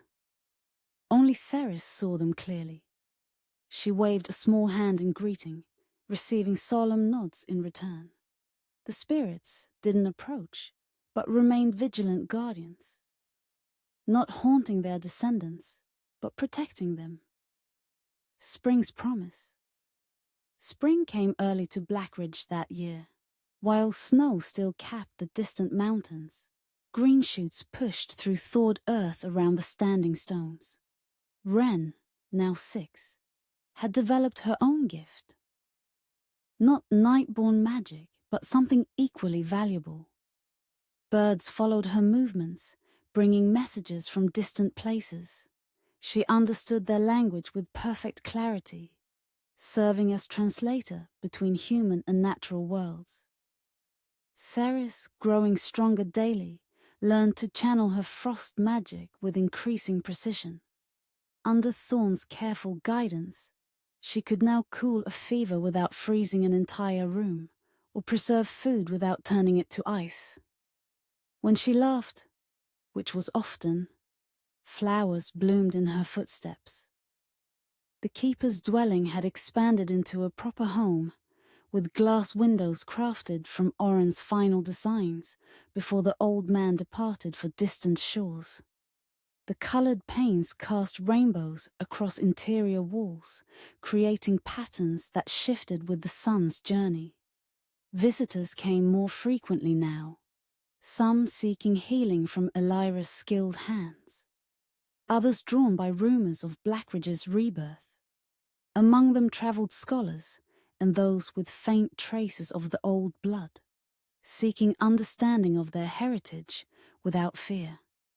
On quiet nights, when children slept and household tasks were complete, Elira would write in a leather-bound journal by candlelight, her quill scratched across parchment, recording not just daily events, but a history long suppressed, truths nearly lost to time.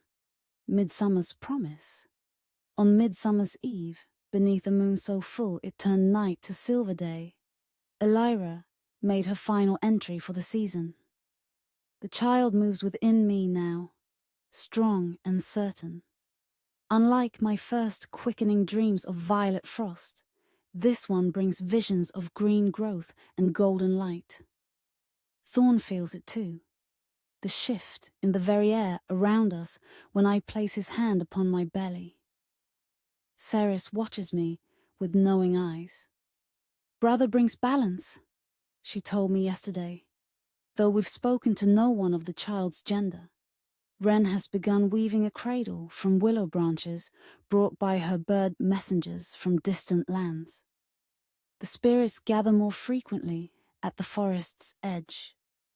They sense what we do, that this child, born of both choice and blood, might complete what we've begun. Not just breaking the curse, but transforming it into blessing. The circle reformed, the wound healed, the fractured magic made whole again.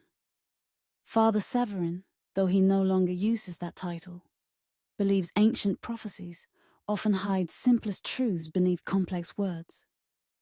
Perhaps, he suggested today, the Nightborn were never meant to fade, but to transform. To remember their purpose not as wielders of power, but as its guardians.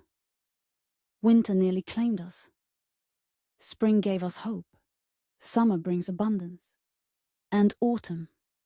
Autumn will bring our sun into this world of light and shadow, protection and growth. The Nightborn will continue, not as feared wielders of destructive magic, but as protectors of the balance. Our children will carry both heritage and choice in their blood, the legacy of ancient power and the freedom to define its purpose. As I write these words, Thorn sleeps beside me. His face, once shadowed by generations of burden, now shows peace. The raven cloak hangs unused by our door. He has no need to fade into darkness when light welcomes him equally. We have named the unborn child already, Alaric, meaning ruler of all. Not because he will command others, but because he will master himself.